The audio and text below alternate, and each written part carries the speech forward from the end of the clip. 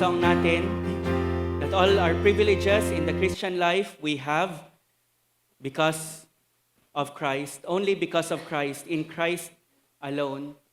As we studied the book of Ephesians for several months already, isa sa mga na-notice natin, isa sa mga na-highlight sa book of Ephesians is that truth that it is in Christ we have the privileges, the promises of God.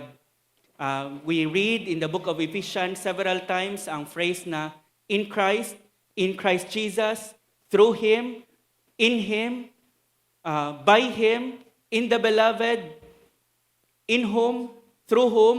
We have read that several times in the book of Ephesians na i-emphasize siya that all our privileges as Christians we have because we are in Christ. With Christ, we have everything. Without Christ, we have nothing in this life and in eternity. And so, it is very important that we continue to stand here in the love of Christ. I stand. We continue to stand in Christ, in His love, in His grace, in His mercy. This morning, we will look at another privilege, another set of privileges that we have because we are in Christ. And I entitled our message this morning, No Longer Strangers, from a phrase from our passage. And our passage is Ephesians chapter 2, verses 19 to 22. Take note again of the phrase in whom, in Him, in this passage, Ephesians chapter 2, verses 19 to 22, kasi lahat ng mga privileges dito are ours because we are in Him. We are in Christ. I would like to request everyone to please stand to give honor and reverence to the author of the scripture, God Himself. He breathed out His word so that it will be profitable, so that it will profit us, it will be profitable for us. Ephesians chapter 2, verses 19 to 22. So then you are no longer strangers and aliens, but you are fellow citizens with the saints and members of the household of God, built on the foundation of the apostles and prophets, Christ Jesus Himself being the cornerstone, in whom the whole structure, being joined together, grows into a holy temple in the Lord. In Him you also are being built together into a dwelling place for God by the Spirit. Let's pray.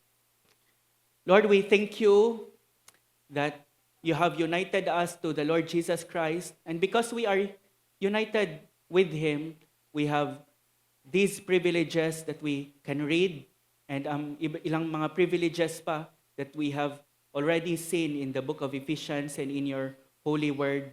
Lord, we pray that these things will be more precious, Lord, sa mga buhay namin, so that we will continue to treasure Christ, love Him, value Him, and never trade Him for anything.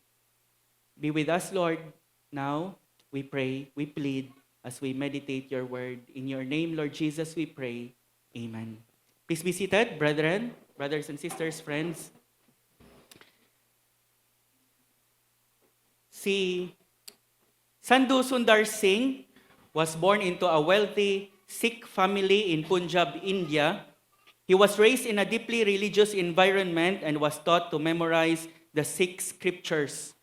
After he professed faith in Christ at the age of 16, persecution immediately followed.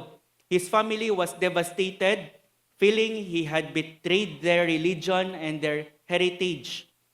His father disowned him, and his family attempted to poison him in an effort to make him recant.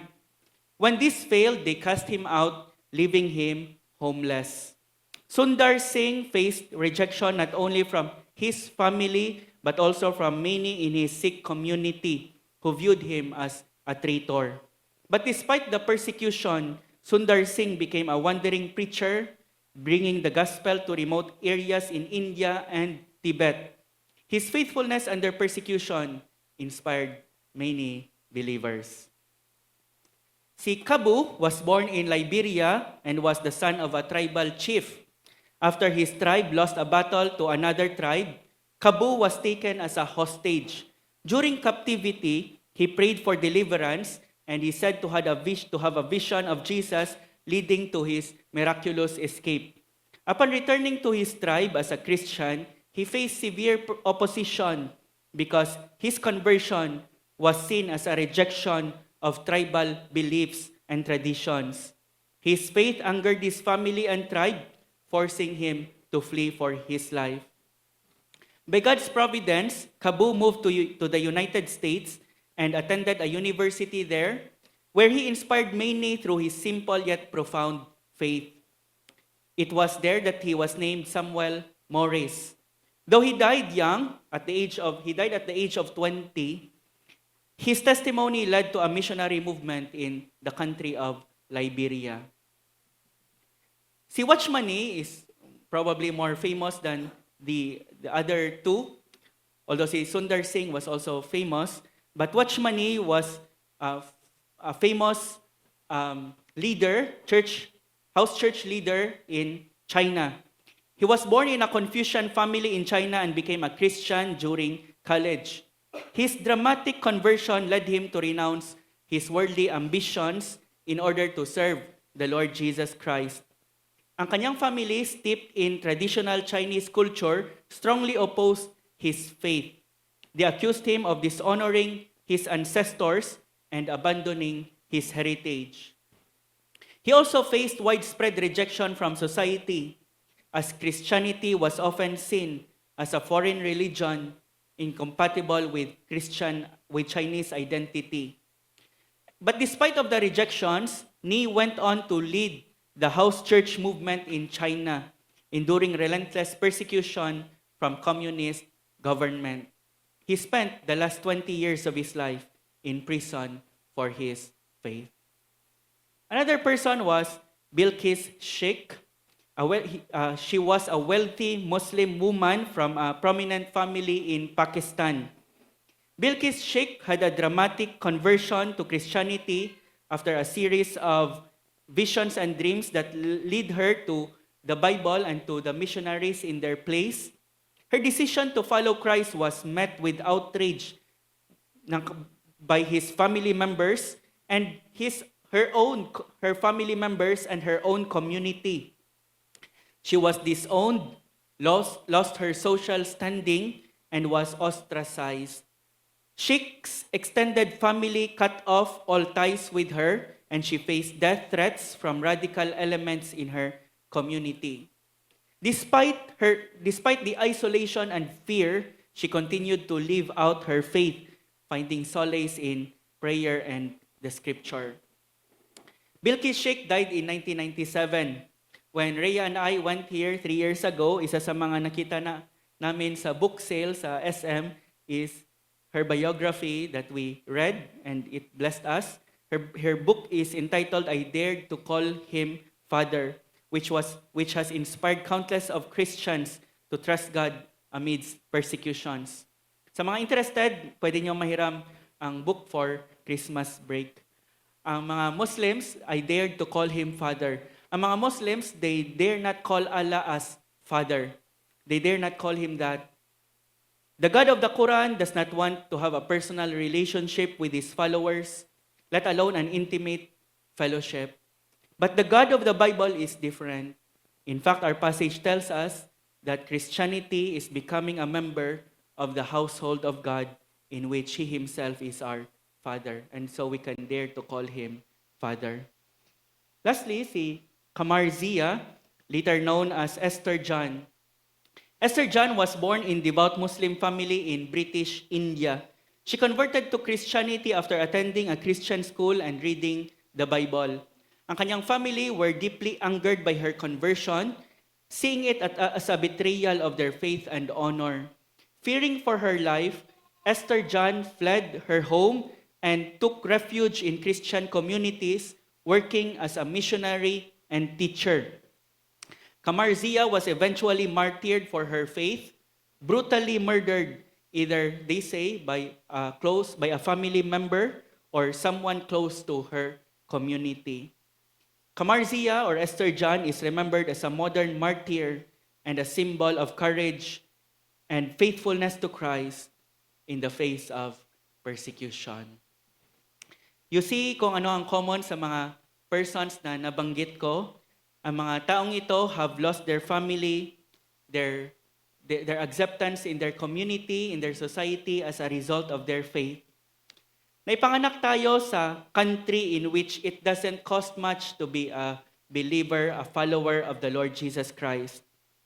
If may panganak ka sa mga countries wherein they were born, it would cost you a lot to follow the Lord Jesus Christ. And yet, very encouraging ang story ng mga brothers and sisters na ito because they persevered in their faith until the end. But we live in a different country in which it is easy to be a Christian. That is probably the reason why when we first read our passage, it did not really thrill us as it should. But for the people I have just mentioned, who was rejected and abandoned by family and friends, even by their society, the words of our passage would mean a lot to them. It would be precious. That even though they had been rejected by the people they love, they are accepted by God's own family and by God Himself in His own family. Na kahit na strangers sila sa kanilang own family, aliens sila, foreigners in their own community, they are no longer strangers and aliens in the family and in the community of God. What an encouragement must have that been. Verse 19, so then you are no longer strangers and aliens. The verse started with a phrase, so then, ang passage natin. That means, ang passage natin is a conclusion. In fact, sa King James Version, sa New King James Version, our passage starts with the words, now, therefore.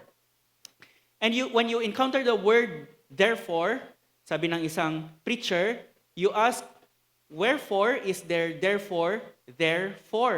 Bakit nandyan ang word na therefore?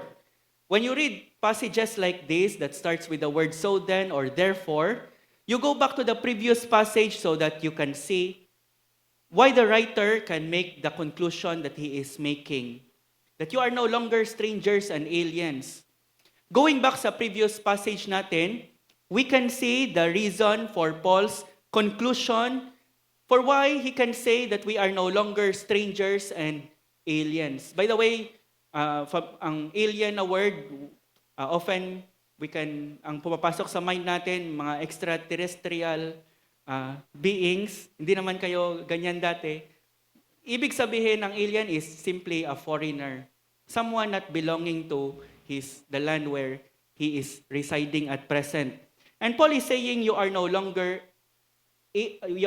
strangers or foreigners. And going back sa previous passage natin, we can see why Paul can make that conclusion. Paul is saying because of what Jesus did, bringing you near by His blood, verse 13, you are no longer strangers and aliens because He had brought you near by His blood. In verse 14, he said God broke down, He smashed the wall of hostility, the dividing wall of hostility between the people of God, Jews, so that Gentiles can now enter in. Because of that, you are no longer strangers and aliens. In verse 16, he said, Jesus Christ, God reconciled us, Jews and Gentiles, to God in one body through the cross. Because of that, you are no longer strangers and aliens. You are now reconciled to God through the blood of Christ. In verse 18, he said, Jesus Christ gave us access in one spirit to the Father. He gave us access to the Father. Because of that, so then, therefore, you are no longer aliens and strangers. Instead, as Christians, as believers, as those who have been brought near by the blood of Christ, you now enjoy several privileges which Apostle Paul mentions in our passage. And this is what Apostle Paul said. No longer strangers, he said, no longer strangers and aliens. Firstly, this is your first privilege, you now have a position in His kingdom. No longer strangers and aliens. Secondly, you now have a place in His household. And thirdly, no longer aliens and strangers, you now have a purpose in His temple. Ang tatlong pictures na ito, these pictures the church of Jesus Christ, His body. God's kingdom, God's household or God's family, and God's temple. These are imageries of the church. Later on, Paul would add that the church is the body of Christ, but these are imageries of the three imageries presented in Scripture of the church of God. And each one of these are privileges each believer has in being united to the Lord Jesus Christ. And let's look at these privileges in turn, these privileges that you can enjoy, you should in fact enjoy if you are a true Christian, a true saved believer of the Lord Jesus Christ. Firstly, no longer strangers and aliens, you now have a position in God's kingdom. Verse 19, so then you are no longer strangers and aliens, but you are fellow citizens with the saints. Fellow citizens. We now have a position in God's kingdom. We are fellow citizens. Ang mga Ephesians, very familiar sila sa concept ng citizenship. Citizenship in the ancient times was highly prized. It was highly valued. In fact, it is sometimes being bought with a large sum of money. It is a source of pride. It is a source of security. For instance, hindi basta-basta if citizen ka ng Rome, you will possess the rights and privileges that others do not. It is something that is highly coveted. And Paul says you are fellow citizens, not of Rome, but of the kingdom of God. Our passage 2 Sundays ago, verse 12 says, before we were alienated from the commonwealth of Israel. We were strangers to God's chosen community. That's what our passage tells us 2 Sundays ago. But now, having brought near by the blood of Christ, we are no longer strangers and aliens, but we are fellow citizens in the kingdom of God. Imagine living in a foreign country as illegal aliens, as undocumented aliens. Wala kang access to that country's health system, healthcare system. Hindi ka protected ng kanilang legal system. Hindi ka makabili ng land or properties. Hindi ka covered ng kanilang social security system. You do not enjoy any of the privilege a normal citizen would enjoy. You just don't feel belong. Much more if stranger ka, alien ka from the kingdom of God. Ang mga promises given to Abraham and to Israel do not belong to you, especially the promise of a Savior, the promise of a Messiah. Wala kang rights to those promises. But now, praise God that we are fellow citizens. May posisyon na tayo sa kingdom ng ating Panginoon. Lahat ng mga promises ng Panginoon, His promises that He made sa mga hindi naman natin forefathers, like Abraham, Isaac, and Jacob, they also belong to us, they also apply to us. Lahat ng mga promises ng Panginoon sa kanyang people, Israel, we can see in the Old Testament, we can also enjoy. We can also take part in. There is a song which says, every promise in the book is mine, every scripture, every verse, every line, all are blessings of His love divine, every promise in the book is mine. Search nyo na lang ang tono ng kanta, but every promise in the book is mine. You can plead every promise that you find in the Word of God. Kahit na promise pa siya, hindi naman kay Jose Rizal, hindi naman sa mga ninuno natin, but promise kay Abraham, Isaac, and Jacob, the forefathers of ethnic Israel. But we can now read these promises and say, every promise is mine. Every scripture, every verse, every line, I can plead them to the Lord. They now also belong to me. We can now say this, even though we are Gentiles. All the rights and privileges of a citizen in the kingdom of God, we can now enjoy.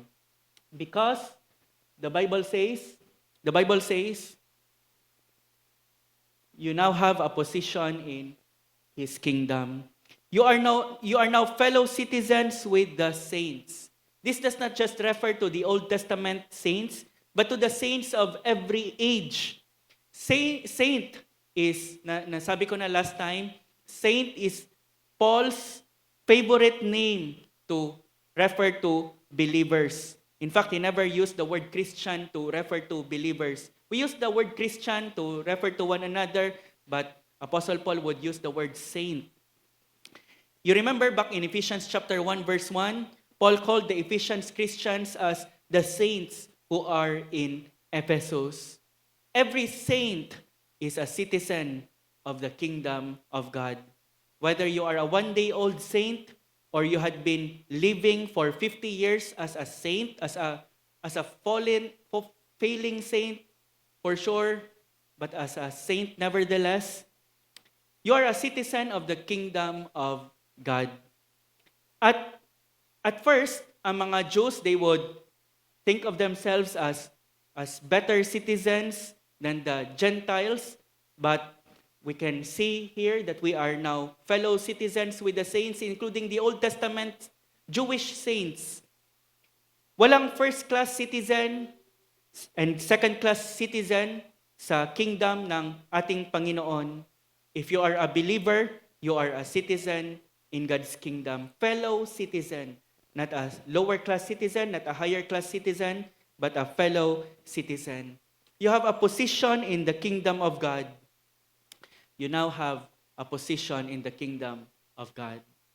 Dahil sa kahirapan sa bansa natin, dahil sa corruption sa country natin, which is already endemic, marami ang gustong maging American citizen or maging Canadian citizen or maging British citizen. But Paul says, if you are a Christian, this is your pursuit, this is your citizenship. But our citizenship is in heaven, and from it we await a Savior, the Lord Jesus Christ.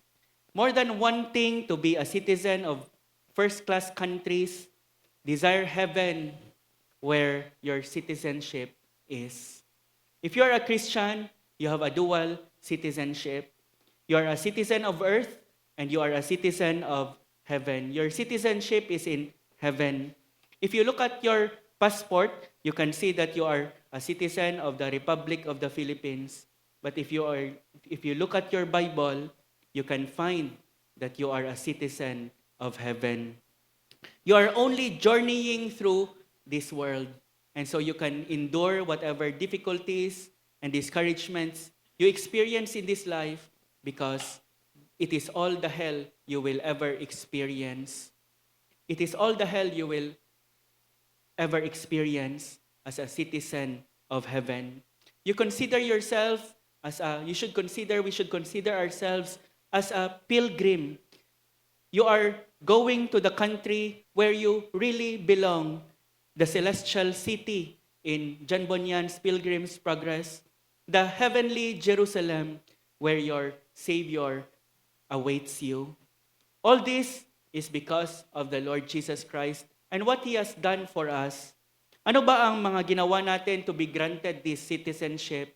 May ginawa ba tayo? Nag-apply ba tayo? May mga ginawa ba tayong tama na makonsider tayo as citizens of the kingdom of God? Wala. We even committed crimes in the kingdom of God. We have rebelled against our king. In fact, we have participated in the murder of the king's son. But we praise God that Jesus Christ has paid the price. He shed His blood in order to bring us near and in order to purchase not just our salvation, but our citizenship as well.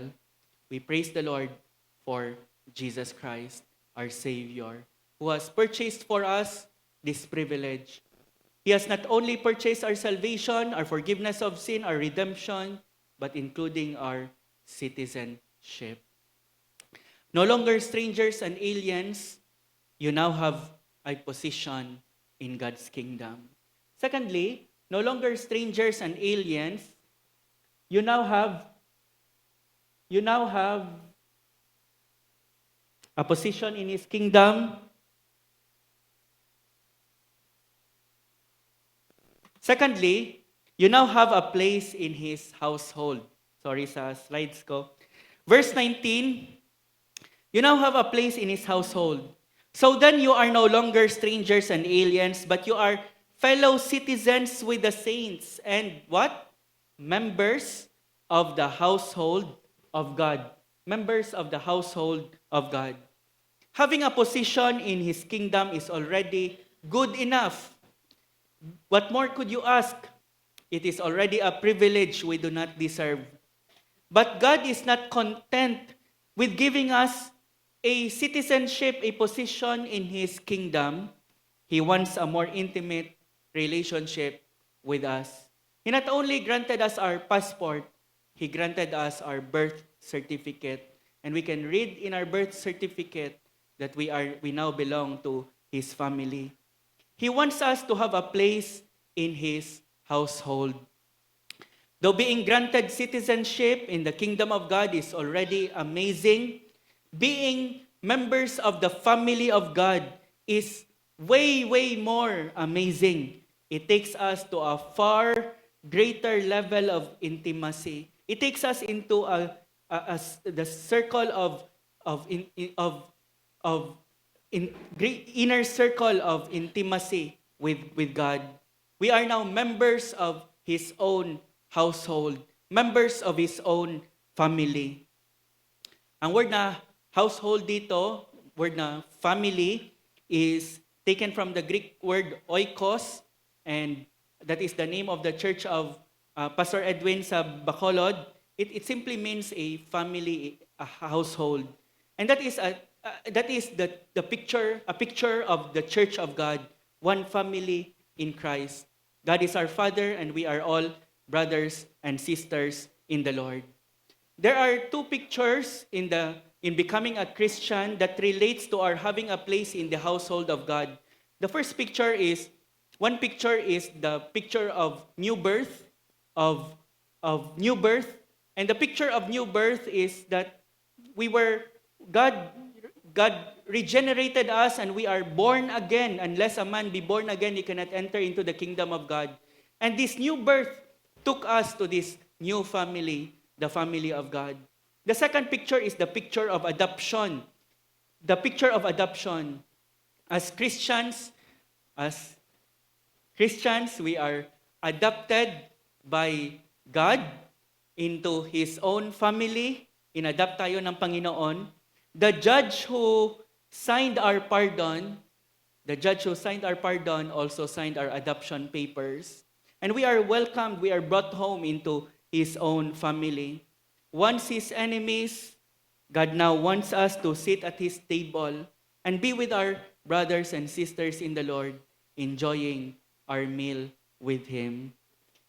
Sabi ni John MacArthur, Pastor John MacArthur, he said, having been united with His Son by faith, God now sees us and treats us exactly as He sees and treats His Son with infinite love. This is too good to be true, but this is actually true. God treats us, being united to Christ, He treats us as He treats His Son with infinite love. We can now call Him Father. By His own invitation, we dare to call Him Father. The Creator of the universe, the owner of everything, we can now call our own Father because we now belong to His own family. Coming to Christ, in a sense, is coming home. Coming to Christ is coming home. Have you realized that? Becoming a Christian means having a place in the household of God. You remember the story of the prodigal son? Lumaya siya sa bahay nila, umalis siya sa bahay nila, and he squandered his father's inheritance. He squandered it all. And nung nakadecide siya na umuwi sa ama niya, may script siya na ni-rehearse. And ang script niya, sabi niya, Father, yung nakalagay sa script, Father, I have sinned against heaven and against you. I am no longer worthy to be called your son. Make me as one of your hired servants. But nung Dumating siya sa bahay nila, malayo pa siya. His father ran in order to embrace him. And yung script niya na ni-rehearse niya hundreds of times, sinabi niya sa father niya, sabi niya, "Father, I have sinned against heaven and against you. I am no longer worthy to be called your son." And you read the passage, he was not able to say the last, "Make me as one of your hired slaves." Sinabi na ng papa niya sa mga servants na nakapaligid, "Dali, bring him a robe, bring him a ring, and bring him his sandals." Meaning to say, he was being restored in his place in the family. The robe represents honor and is a sign that the son is welcomed home. And ang ring, it represents authority, and no one has authority under the father in the house but except the son. And ang sandals, usually ang mga slaves, ang mga hired servants, they go barefoot. It is the sons and the children in the family whose feet are shod. And the sandals represent being welcomed again into the family, not as a hired servant, not as a slave, but as a son or as a daughter once again. Sinabi kanina ni Herak na pwede naman sana na gawin tayo ng Panginoon na alipin, makareklamo ba tayo? Kaysa sa mag-suffer tayo in hell for all eternity. Hindi tayo makareklamo. But more than making us His slaves because He needed none, He made us into His sons and daughters. The very moment the prodigal son went home, he had a place in the family of God. Secure yung place niya doon. The moment he went home, it was restored to him. The same is true for you if you are a true believer of the Lord Jesus Christ. You have a place in the family, in the household of God. No matter who you are, no matter what you have done, just like the prodigal son, because you went home, through Christ, you have a place in His family. My question to you this morning under this point is, have you already come home? Nakauwi ka na ba sa Panginoon to the household of God, to His own family? You can come home through the Lord Jesus Christ. Tulad ng prodigal son, admit that you have sinned. Humble yourself before your loving Heavenly Father. Tell Him you are no longer worthy to become one of His sons or daughters, and that you only came through the merits of the Lord Jesus Christ, through His blood, through His sacrifice, and never on your own merits, and He will accept you. You can come home through the Lord Jesus Christ. He will pardon you, He will cleanse you, He will clothe you with His perfect righteousness, He will restore you as a member of the family, He will give you a place in His own household, in His own family. Being a Christian means belonging to the family, to the household of God. Not only do we have a father, but every saint in the family is now our brother and sister in the Lord. What a comfort to those who have been rejected by their own earthly family, by their own earthly father, and by their own earthly family, this truth that though they have been rejected by their earthly family, by their earthly parents, earthly father, they have a Father in heaven and a spiritual family even while they are here on earth. Isa sa mga common sa stories na nabanggit ko sa introduction ko is not only that they were rejected by their own families, but being rejected by their earthly families because of their faith, they were found welcome. They found welcome and acceptance and shelter and comfort in their own spiritual family, the church. We are a family under God as our loving Heavenly Father, and we should accept one another. We should continue to provide welcome, acceptance, shelter, and comfort to those belonging to the same family. Under this point, si Pastor John MacArthur, he at the same time said, if God accepts each one of us, how can we not accept each other? And this is a good question, a good rhetorical question. If the Father has already accepted us, why should we not accept each other? Warts and all. No longer strangers and aliens, you now have a position in His kingdom. You now have a place in His household. And thirdly, you now have a purpose as His temple. You now have a purpose as His temple. We can see that in verses 20 to 23, Apostle Paul devoted 3 verses in this picture. He said, built on the foundation of the apostles and prophets, Christ Jesus Himself being the cornerstone, in whom the whole structure being joined together grows into a holy temple in the Lord. In Him you are also being built together into a dwelling place for God by the Spirit. Ang third picture ng church is a building, which is actually the temple of God Himself. Tulad ng mga bricks, ng mga blocks na ginagawa to form a building, each Christian is added to the church to form a structure which becomes the temple of God. This temple has 3 elements. Apostle Paul mentioned it first has a foundation, it has a cornerstone, and it has the building blocks. And the first that he mentioned was the foundation. The foundation of this structure, Paul says, is built on the apostles and the prophets. They are not the foundation because Jesus Christ is the only foundation. They only laid the foundation. 1 Corinthians chapter 3 verse 11 says, for no man can lay a foundation other than that which is laid, which is Jesus Christ. So si Jesus Christ ang foundation, ang mga apostles and prophets, ang naglay ng foundation na ito by teaching the truth about the Lord Jesus Christ. You remember si Apostle Peter, ang mga disciples, Jesus Christ asked them, but who do you say that I am? And Peter said, you are the Christ, the Son of the living God. And Jesus Christ immediately said to him, you are Peter, and upon this rock I will build my church. God will not build His church on Peter. He would deny the Lord Jesus Christ just later on in the crucifixion of in the night before Jesus Christ was crucified.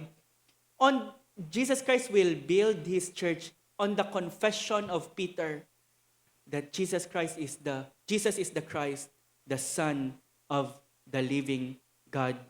In the same way, ang apostles and ang mga prophets of the New Testament, they laid the foundation.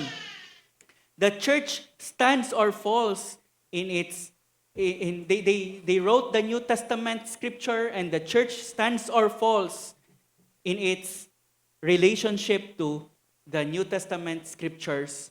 If a church is not built on the foundation of what the apostles taught, as we can see in the revealed Word of God in the New Testament, the church will eventually collapse. The apostles with the prophets laid that foundation. Bago na-complete ang New Testament, may mga prophets na pinadala ang Panginoon. Ang unique function nila was to authoritatively speak the Word of God to the church in the years before the New Testament was completed. And the early church recognized them as prophets. Both ang apostles and prophets are identified with the foundation. Limited sila to the formative years of the church when the Lord was beginning to build up His church. They were limited to those years, those formative years. May building ba kayo na nakita na ang foundation niya hanggang sa bubong? It is no longer a foundation. The foundation is the structure on which the building is built. And once the foundation was complete, the office of the apostles and prophets have also ceased. Hindi na pwedeng mag-apply, hindi na pwedeng mag-kunwari. May mga nagpapakilala pa ngayon na sila ay apostles and prophets, na build na po ang foundation. For sure, they may be apostles and prophets, but for sure, not from God. Once the New Testament has been completed, these offices have already ceased. They refer to the foundation of the building. In fact, sa chapter 4, verse 11 of the book of Ephesians, these offices gave way to the office of the evangelists and pastors or shepherds and teachers.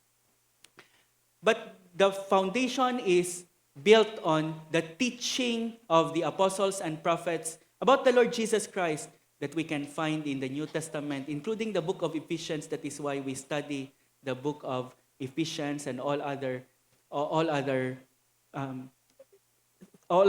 writings by the prophets, by the apostles and the prophets. Because ang strength and stability of the church, of a building, depends on the foundation. If you do not build on the foundation of the Lord Jesus Christ as revealed in His Word, the building, the church will collapse. No matter if the church may seem successful in the eyes of God, if it is not built in the eyes of man, if it is not built in the right foundation, it will eventually, sooner or later, collapse. Strength and stability of the building depends on the foundation to the apostles' teaching about the Lord Jesus Christ. Secondly, the second structure in the building is the cornerstone. We can see that in the end of verse 20, the cornerstone. Very important ang foundation, but may isa pang component of even greater importance, and that is the cornerstone. Christ Jesus Himself being the cornerstone. For hundreds of years, ang cornerstone had been used sa mga buildings, and ang cornerstone, in fact, was a major structural part of ancient buildings. It had to be strong enough to support what was built on it, and it had to be precisely laid, a stone in the corner. Precise dapat ang paglay sa kanya because every other part of the structure was oriented to that cornerstone. If mali yung if hindi naka-orient yung if mali yung cornerstone, the building would not be in having a right, it would not have a right orientation. The cornerstone was the support, the orienter, and the unifier of the entire building. Kahit na ang Jerusalem Temple may isang malaking cornerstone, sabi nila the size of a box train, isang kahon ng tren ang size ng cornerstone sa Jerusalem Temple. And all other stones had to be adjusted to this one cornerstone. And that means we orient our lives to Jesus Christ. We pattern our lives to Him. We pattern our church to His teaching. He is the cornerstone. We do not orient or pattern our lives to this world or to other people. We orient and pattern our lives to the Lord Jesus Christ because He is the cornerstone. Ang Old Testament nagpa-prophesy sa kay Jesus Christ, hindi pa napangalanan, but the Messiah, the Savior who is to come, will be the chief, the cornerstone, the chief of the corner, kung sa King James Version pa. Isaiah chapter 28 verse 16, "Behold, I am laying in Zion a foundation stone, a tested stone, a precious cornerstone of a sure foundation. Whoever believes will not be in haste. Whoever believes in Christ will not be put to shame." If you believe in Christ as a cornerstone, you will be built well. But if you do not build your life with Jesus Christ as the cornerstone, that cornerstone will crush you. That cornerstone will eventually crush you. And so, we should pattern our lives, we should build our lives on the foundation of Christ, and with Him as the cornerstone, we should pattern our church on the Lord, build the church of God in the Lord Jesus Christ. Built on the foundation and the cornerstone are the third component of the temple, which is the building blocks. Sino ang nagre-represent ng mga building blocks na ito? Every believer, whether Jews or Gentiles. Before ang mga Gentiles, hindi pwedeng pumasok sa temple, na nakita natin yan last week. May dividing wall. At the risk of their death, only can they cross that barrier. Now that Jesus Christ has smashed the dividing wall of hostility, Gentiles like us, like you and me, become part of the building blocks of the temple of God. God is adding believers to this temple as building blocks. God is carefully joining every component of this building. Siya ang gumagawa, hindi tayo. He is the one adding blocks, building blocks to this building. And every part is precisely cut to fit perfectly, to fit snugly, to fit strongly, to fit beautifully with every other part. Sabi nila, in the pyramid sa Egypt was so well built na it was so tightly fitted ang mga blocks na hindi mo mapasukan ng kahit na buhok ng isang tao.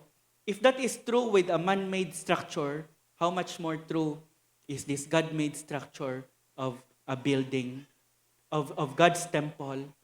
Every Christian, with all their different personalities, with all their different abilities, with all their different gifts, with all their different backgrounds, with all their differences, they are being joined by the Lord together into a perfect fit.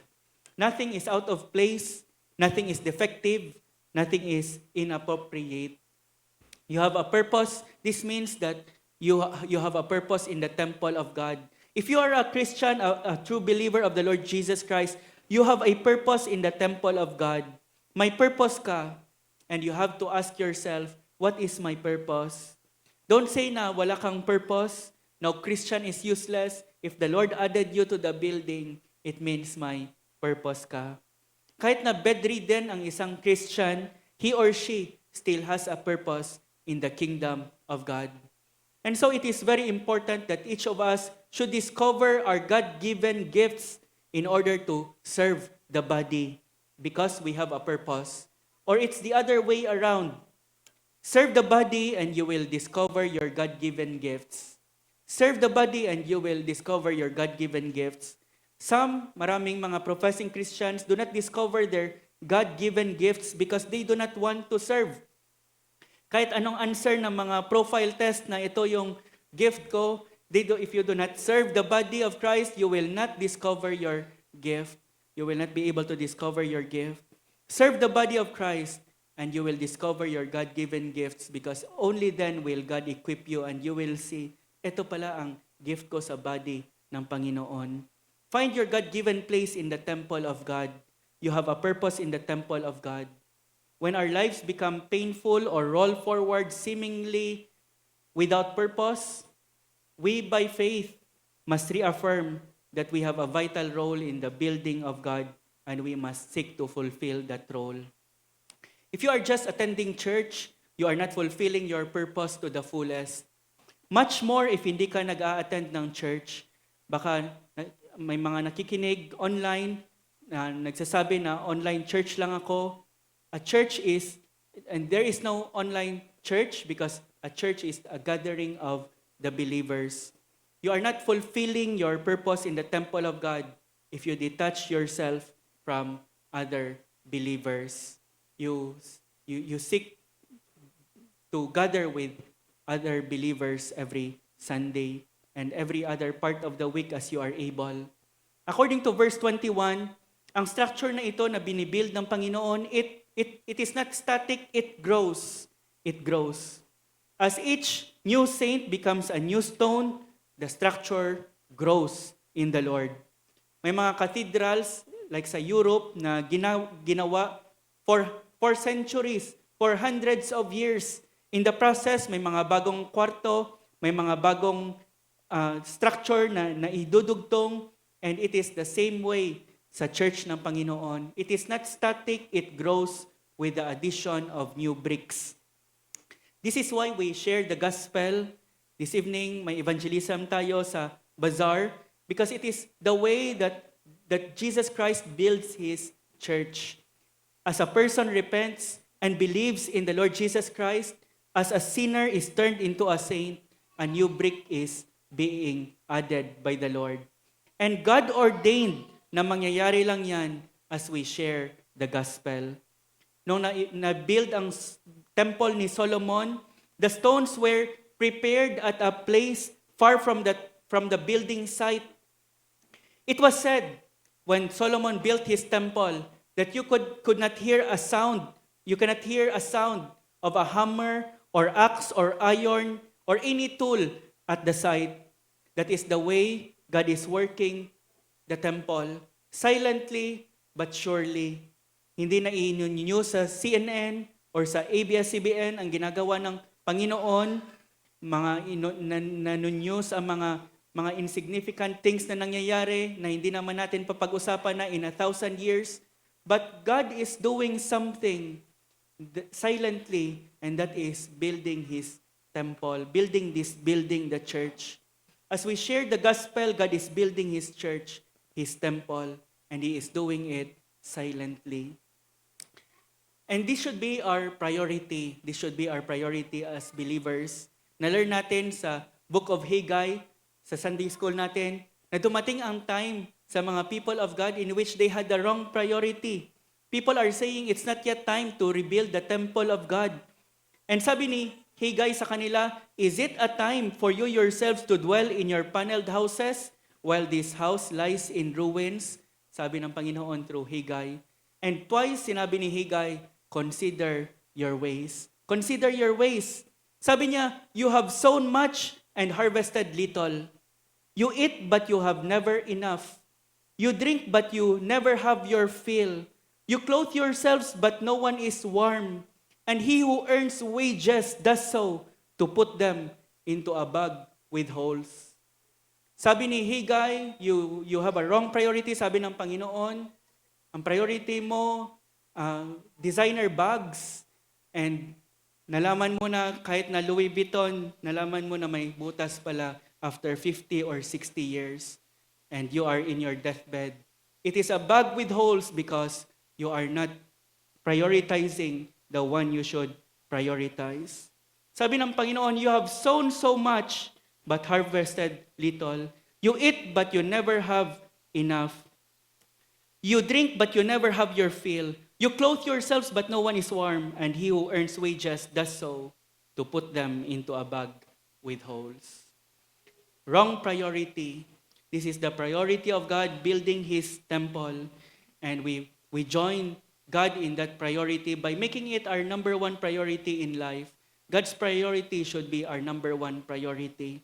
We share the gospel, we build the body. Seek ye first the kingdom of God and His righteousness, and all these things shall be added unto you. If you do that silently, you are joining God in building this temple.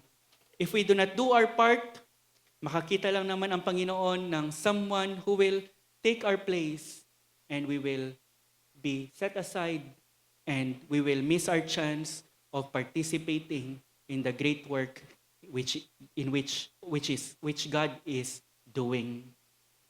Verse 22, in Him you also are being built together into a dwelling place for God by the Spirit. Na-mention ni Paul ang mga apostles and prophets, and then look tingnan nyo kung sino ang minention niya sunod in verse 22. Sino ang main subject ng verse 22? You, the Ephesian believers first, and then you, people of GCBC. You also are being built together into a dwelling place for God by the Spirit. Imagine ang reaksyon ng mga Ephesians. Me? Yes, you, sabi ni Apostle Paul. You also are being built by God into a dwelling place by the Spirit. You have a purpose in the temple of God. You have a purpose to fulfill. More than just attending an online church, more than just attending a church, you join with your brothers and sisters in worshiping and praising the Lord and in building up the body. Sabi ng isang preacher, si Brian Chappell, he said this,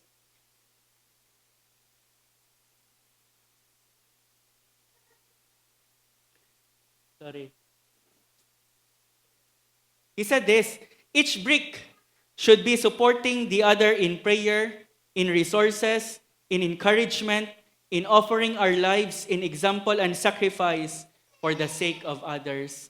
Each brick should be supporting the other in prayer, in resources, in encouragement, in offering our lives in example and sacrifice for the sake of others. As we live life in the body in this way, our lives become a sacrifice acceptable to the Lord through Jesus Christ. God is growing His body. Christ's body will not be complete until every person who will believe in Him has done so. But time will come when the church becomes perfect, spotless, without defect, without blemish, and He will one day present the church to Himself as His own temple, where He may dwell. Verse 22, in Him you also are being built together into a dwelling place for God by the Spirit. A dwelling place for God. This church will become a dwelling place for God. And I am not saying this building, but you, the church. The church is the people of God. It is never the building. It is true that God dwells in every believer through the Spirit. It is true that every believer is the temple of the Holy Spirit. But the Bible also says that the church is the dwelling place of God. And I am not saying this building, when we depart from this building is nothing but an empty space. You are the church. You are the church. The church is the gathered believers, the gathered people of God. The church is where His people are. And where His people are, God dwells among them. God dwells among them. Ang mga Ephesians aware sa mga temples kung saan ang mga pagans nagsasabi na ang gods nila nakatira. For instance, ang pinakamalaking temple ni Artemis is found in Ephesus, the temple of Artemis or Diana. Using this picture, Paul is saying the church is the temple of God and He dwells among His people. That is why the church should be holy if it is the dwelling place of God. We strive to live holy lives individually and as a church corporately. This is because the temple of God should be holy and the church is the temple of God. God dwells among His church, among His people. Before, ang Panginoon nagmamanifest ng Kanyang presence in the temple, in the most holy place, and no one can approach that inner sanctuary except the high priest, and only once a year. Now, as the church is gathered, God is present, God dwells in His church. We should not take for granted or minimize a gathering like this, because it is in the gathering of believers that God makes His dwelling. Time will come when we will fully experience His presence to the fullest. Sabi ng Revelation chapter 21 verse 3, and I heard a loud voice from the throne saying, "Behold, the dwelling place of God is with man. He will dwell with them, and they will be His people, and God Himself will be with them as their God." How we long for that time to come, that God will dwell with His people and He will be forever with them. He will be forever with us once this temple is finished, once every brick has been put into place. Napakaraming privileges ang ini-enjoy natin as we are being brought as we had been brought near by the blood of Christ. No longer strangers and aliens, you now have a position in His kingdom. You now have a place in His household, and you now have a purpose as His temple. My question to you is, are you now in the kingdom of God? Do you now have a place in His household? Do you now belong to His family? Are you now being made part of His temple? Have you received His gift of salvation? If you have not yet received this gift of salvation, you are not yet a part of the household, the family of God, come to Him through the Lord Jesus Christ. Repent of your sins and say, "I cannot save myself, Lord. I need You. I need Your sacrifice on the cross as the only payment for my sin. And the Bible says God will accept you if you do not come through your own merits, but through the merits of the Lord Jesus Christ. And He will not only save you, forgive you, He will make you a part of His own family. If you are already a believer of the Lord Jesus Christ, the Bible says you have a position in His kingdom. In fact, one of your position is to be an ambassador of Christ. Ano si Jesus, you represent Christ. And na-learn natin last time, one of the things He did was to preach peace to those who are far off and to those who are near. And as an ambassador of the kingdom, that is your message. Peace. God will now accept you despite of all your rebellion and sin if you repent of your sins and put your faith in the Lord Jesus Christ. If you are a believer, you have a purpose in the family of God. You have a purpose, you have a place in the family of God. You have a purpose in the temple of God. You are to intentionally support the other bricks. You have to help build up the body. What are you doing to build up the body? You are a brick in the temple, just like Sandhu Sundar Singh, Watchmani, Bilquis Sheikh. You have a purpose in the temple, and just like them, you must fulfill that purpose. Let's pray individually. If you are here this morning and wala ka pang assurance that Christ saved you, you have not yet received the Lord Jesus Christ in your life as your Savior and Lord, you are not yet saved, you are still trusting in your good works and religion to save you, that is why wala kang assurance of salvation na ini-enjoy, no assurance that you are now part of the family of God, no assurance that you now have a place in the household, you are now part of His kingdom as citizen. Come to the Lord Jesus Christ this morning, repent of your sins, and put your faith wholly in the Lord Jesus Christ. If you are already a believer of the Lord Jesus Christ, ang mga privileges natin, it has an accompanying responsibilities. Are we fulfilling our responsibilities as His citizens, members of His own household, especially to our brothers and sisters, and members of the temple of God? Lord, we thank you for these amazing and great privileges that we can rejoice in you, O Lord, even if others would not accept us or reject us because of our faith. We can rejoice, O Lord, that we are welcomed as citizens of the kingdom, members of your family, and part of your temple. Lord, help us, Father, na maging faithful po sa inyo, having these privileges. In your name, Lord Jesus, we pray. Amen.